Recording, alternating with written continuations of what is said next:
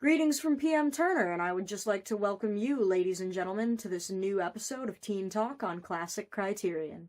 Before getting into today's video, I really just want to clear up one little discrepancy in that when I introduce my participant, Sophie, as my boyfriend River's younger sister, this footage was actually filmed much earlier in the summer, and I, being the master procrastinator that I am, really dragged my heels on completing it, and so that's no longer accurate.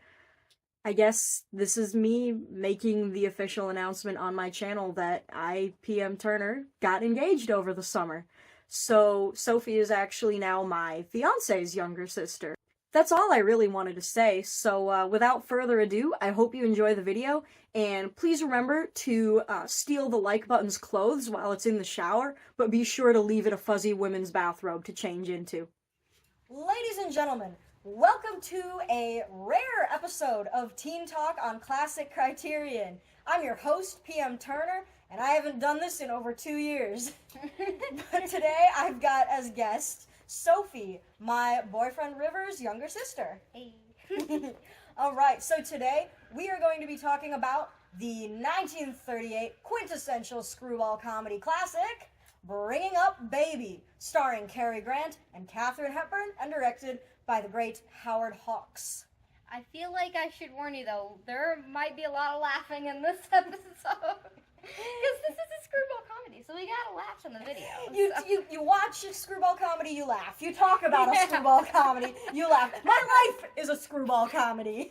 Same. Let's dive right in, Sophie. What are your overall thoughts on the film? We'll talk a bit about that, and then after that, maybe you can share a couple of your favorite scenes with us.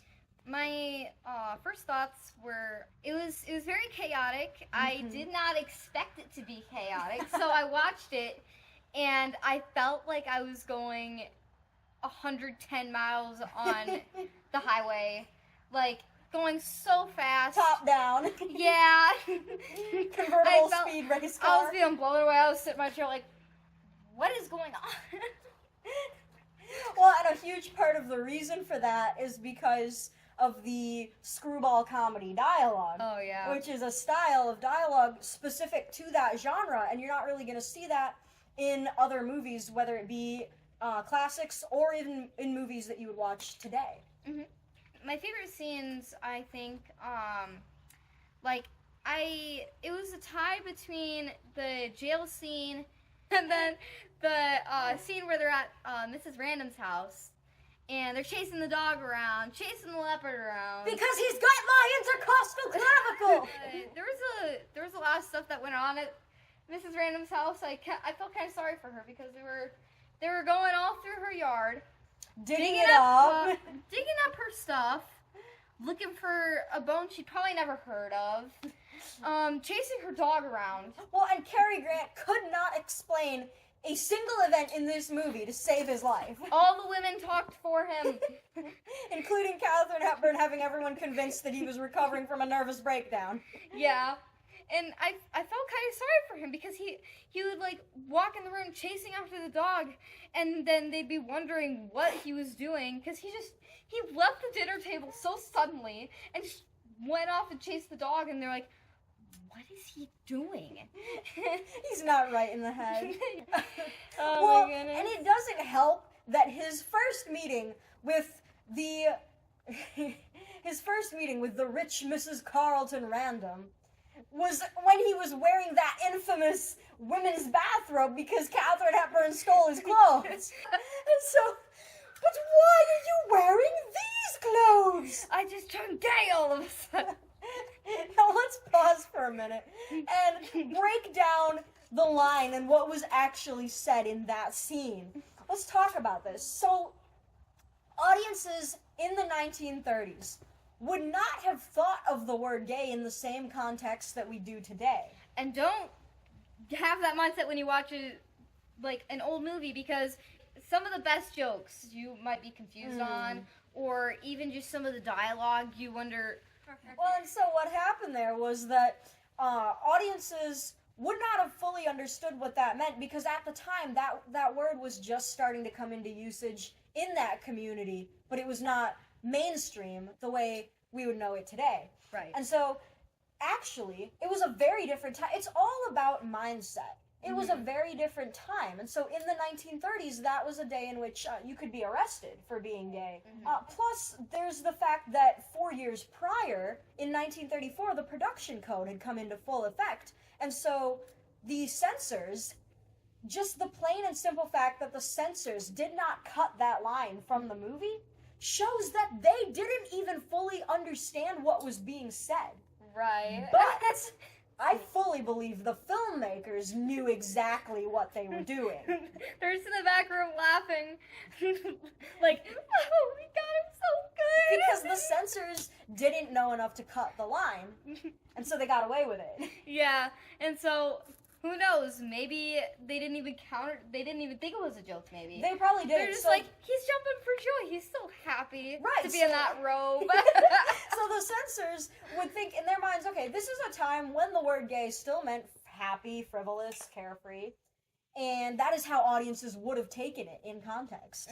But anyway, yeah, so it really is all about mindset. And so the way that audiences would have thought of that word, hearing it in a movie, is completely different from the way we as modern audiences would think hearing it in a movie. And so that's just interesting, the shift in when that became mainstream. But the filmmakers definitely knew what they were saying. And to add on to that, there are, depending on what sources you look at, there are those who would claim Cary Grant actually was gay in real life. I personally don't believe that. He was married to 4 different women throughout his life, and when he was about 60 or 61, actually, had his only daughter, with whom he remained very close with until he died in his 80s. And just based on everything that I know and have read about him, I personally don't believe that he was gay. And Cary Grant attempts to remain grounded in reality, but that reality is crumbling beneath him all the way Right, through the and movie. he's not very good with words, so how is he supposed to explain all this? Alright, so, Sophie, how do you feel that the acting that you would see in classic movies like this differs from the type of acting that we would see in modern movies today? Number one, the energy. Sure. Because they have a lot more energy. You can tell they're having fun. You can tell they're enjoying themselves. And you can tell, like, I mean, Katharine Hepburn and Cary Grant are such a great duo. Because she speaks for him. He bumbles around like a weirdo. Yes. And so she gets to rush around the set all she wants while he's just like trying to find where he's at. Well, and it brings a whole nother level to an actor's performance when you can tell that they're genuinely enjoying what they're doing. Yeah. I could tell he had so many things to say. But he didn't have time because he was chasing a dog, so. Right. Okay, so I feel like the main difference from something like this, you know, to movies we see today, it's just it's a completely different style. Yeah. Today movies have a lot more different take on acting. I feel like it's a lot more hardcore. You don't really see just goofy screwball comedies. You don't see anymore. you don't hardly ever see like a lighthearted, clean comedy that like you can tell everybody's having fun. You can tell that there's a good like energy going through there, and I mean, if you do watch a comedy too that's family friendly, it's all flashing colors and they all have to move super fast. And a lot of slapstick. Yeah, so I feel like with this, it's like the perfect like happy medium. Like you just find like the middle ground of it, and then you have bringing up baby. Absolutely. I do think that Katharine Hepburn should have been able to keep baby. Yeah. Okay, so Sophie, I know this was the first screwball comedy you've seen. How did that make you feel? A lot of mixed feelings, confusion, happiness, joy.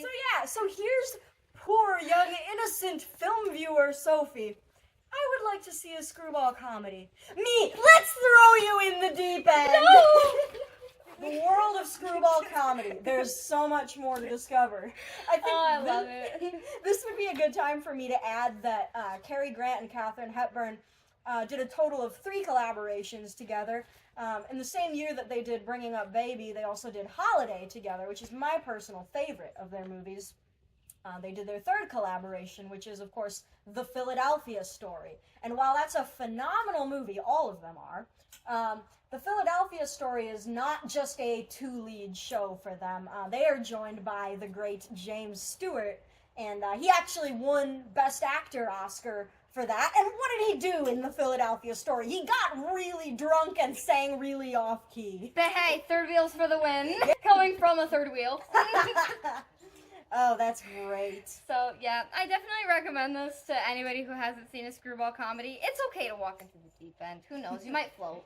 And just dive right in. You might float. It's been an absolute pleasure having you on Teen Talk, Sophie. Thank you for joining me today. It's been great. I'll be with you in a minute, Mr. Peabody.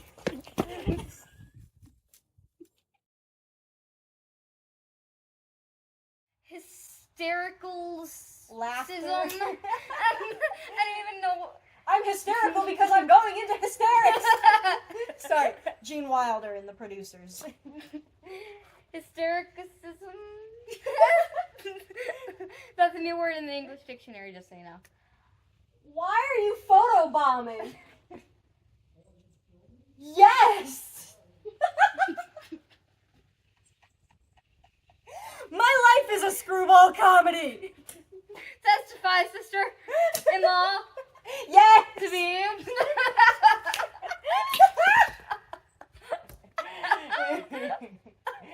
I really want to say on camera that I'm going to marry your brother. That's going in the bloopers. Okay.